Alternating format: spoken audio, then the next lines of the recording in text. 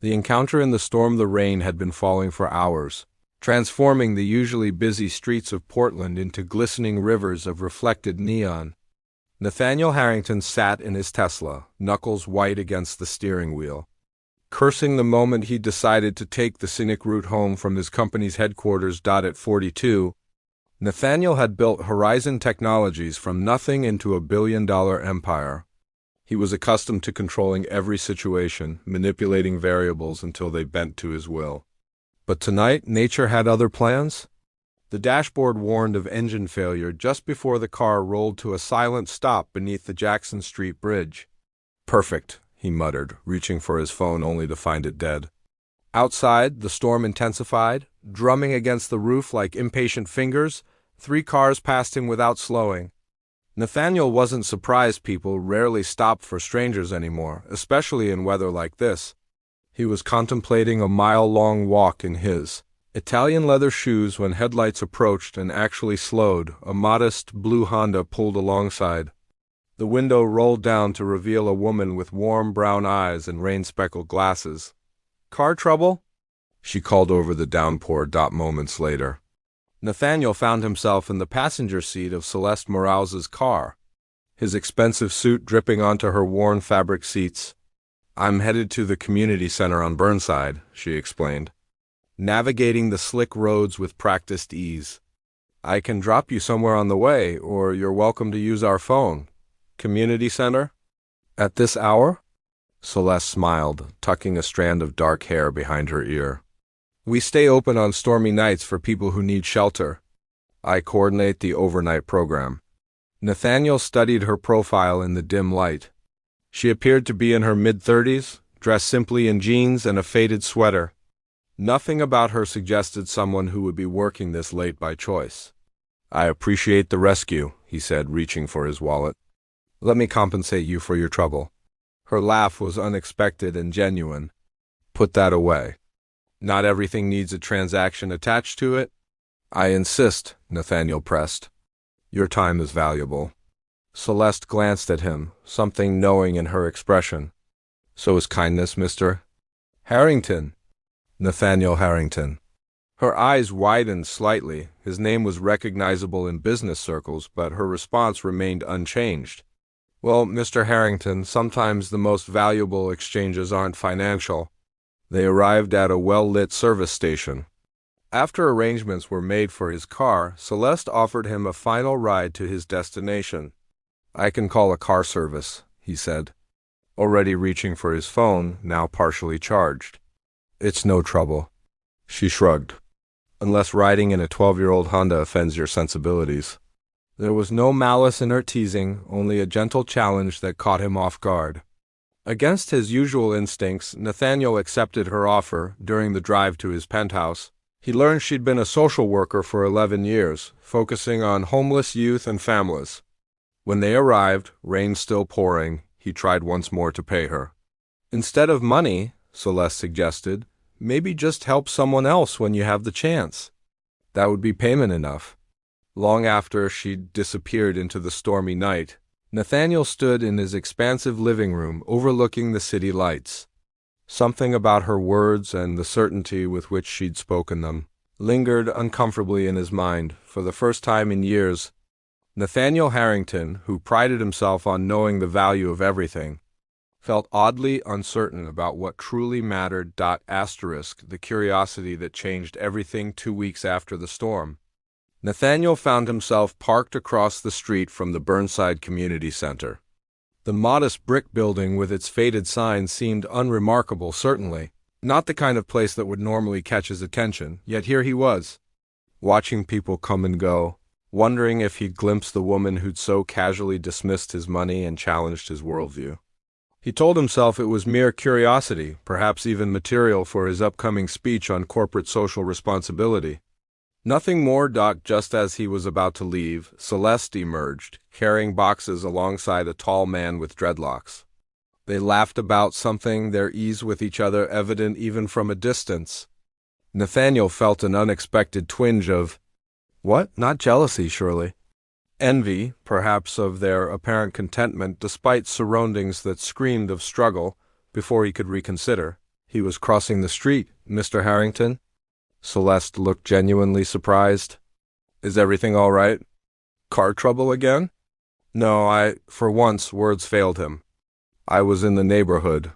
Her companion, introduced as Darius, excused himself with a knowing smile that Nathaniel found irritating. The neighborhood? Celeste repeated, amusement dancing in her eyes. Well, since you're here, would you like a tour? The center was nothing like the sleek, minimalist spaces Nathaniel frequented. Every inch seemed utilized, a kitchen where volunteers prepared meals, classrooms for GED preparation, a small medical clinic, and a large common area where people of all ages gathered. We serve about 200 people daily, Celeste explained.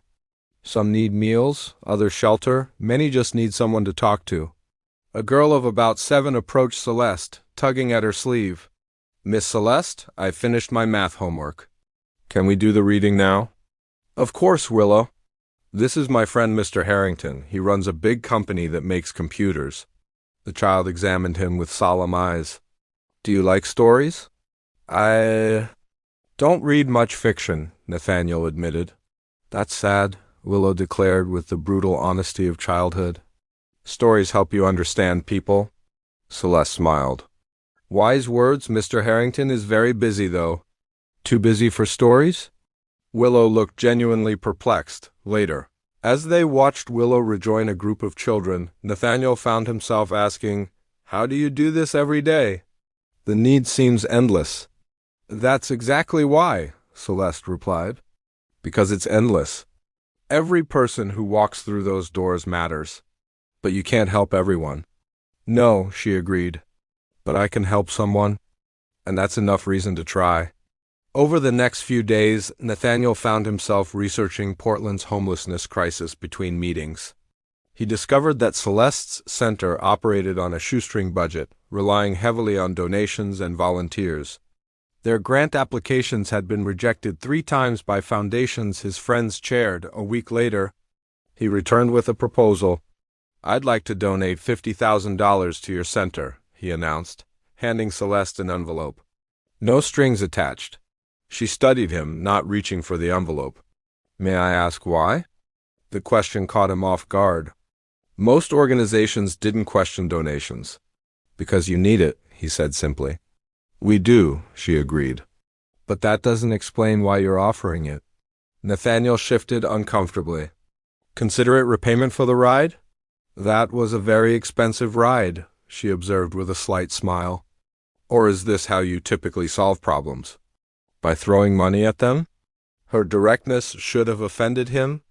Instead, he found it refreshing. Money solves a lot of problems, he countered. It does, Celeste conceded. But it doesn't solve everything. And sometimes it creates distance when what's really needed is presence. She finally took the envelope but made a surprising counteroffer. We accept your generous donation. In exchange, I'd like to invite you to join us next Tuesday evening. We're serving dinner and could use another set of hands. You want me to volunteer? Nathaniel was incredulous. I can hire people to... That's exactly what I expected you to say, Celeste interrupted gently. Which is precisely why I'm asking you specifically. Not your money? Not people you hire? You? Something in her challenge resonated with a part of Nathaniel he'd long ignored. Idealistic version of himself before quarterly profits and shareholder value became his primary concerns. Tuesday at what time? He heard himself asking. Celeste's smile was worth his momentary discomfort. 5 o'clock. Wear something you don't mind getting dirty. As he walked back to his car, Nathaniel realized 2 things. He hadn't set foot in a kitchen in over a decade. And Tuesday was the night of an important business dinner he'd been planning to attend. With surprising ease. He pulled out his phone and rescheduled the dinner. Some curiosities demanded to be satisfied, even at the cost of tradition. Learning to see Tuesday evening found Nathaniel in jeans and a plain button-down, probably the most casual outfit he'd worn in public in years. The kitchen at the Burnside Center bustled with activity as volunteers prepared a hearty stew, cornbread and apple crisp for dessert. You actually came, Celeste said. looking pleasantly surprised as she handed him an apron. "I keep my commitments," he replied, awkwardly tying the apron strings. Darius, chopping vegetables nearby, snorted. "Man's never diced an onion in his life, has he?" "I have people who—" Nathaniel stopped himself. "No, I haven't." For the next hour, Nathaniel Harrington, CEO of Horizon Technologies, learned to dice onions under Darius's patient instruction. His first attempts were clumsy, earning good-natured teasing from the other volunteers. "Don't sweat it," said a woman named Josie, who he later learned had been homeless until 6 months ago. "My first day I burned the rice so bad we had to evacuate."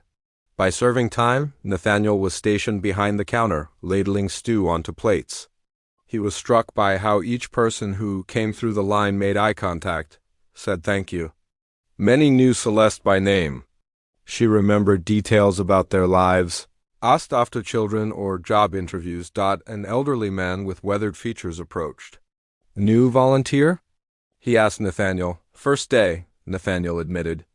"Welcome to the family, then," the man said, accepting his meal. "I'm Walter. Used to be a structural engineer before the accident. Life takes unexpected turns, doesn't it?"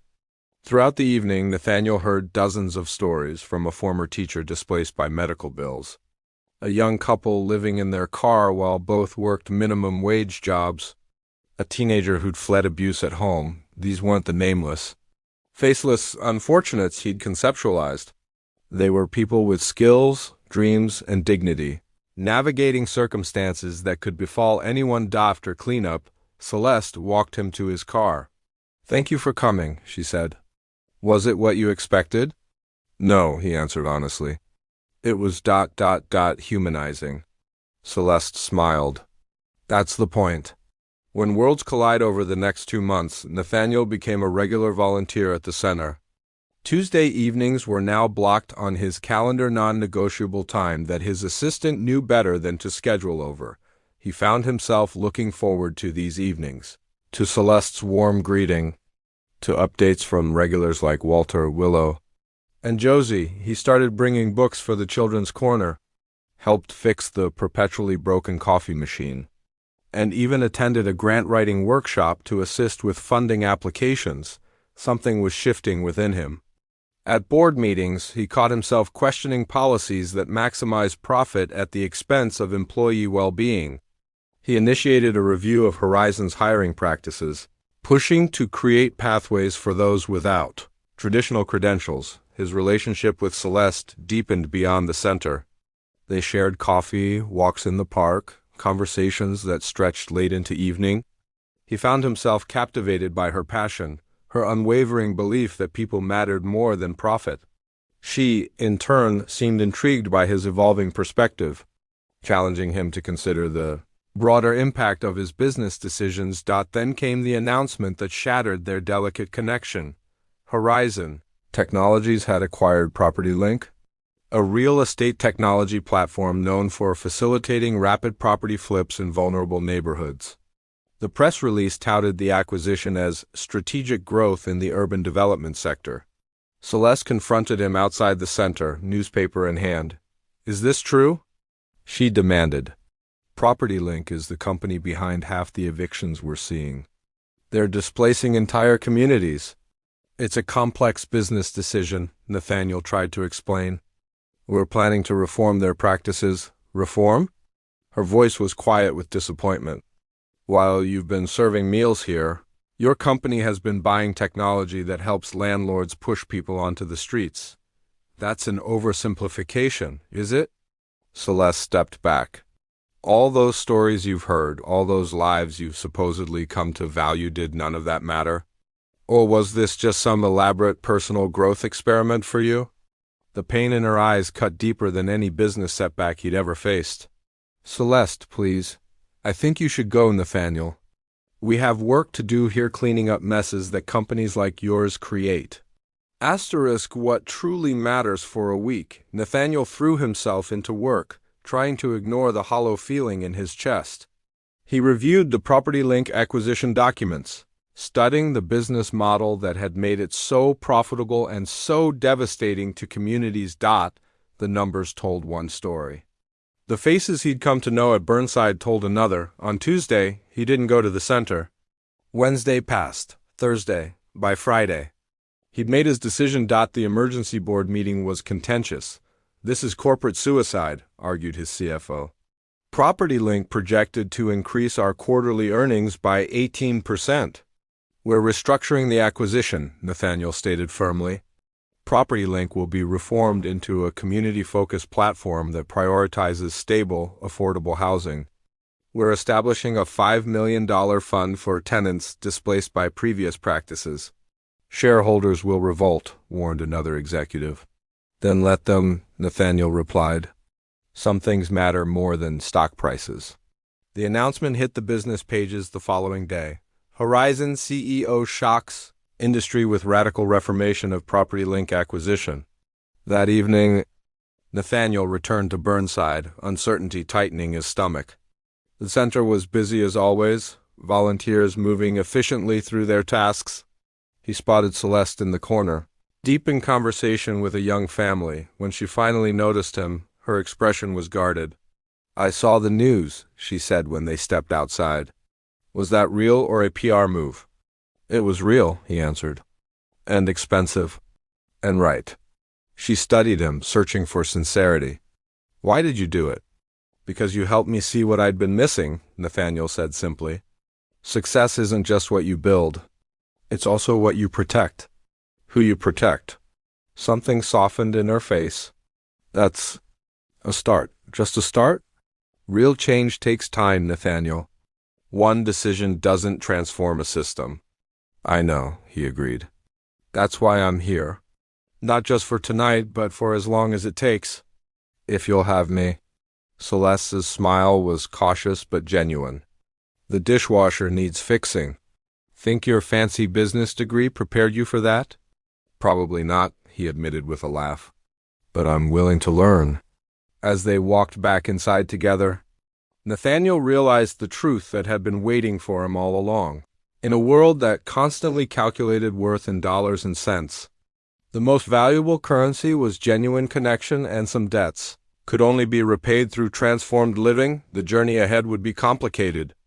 Merging their worlds wouldn't be easy. But for the first time, Nathaniel Harrington understood that true wealth wasn't measured by what you accumulated, but by what you were willing to give away, not just your money, but your heart, your time, your preconceptions, and that was a lesson worth more than gold.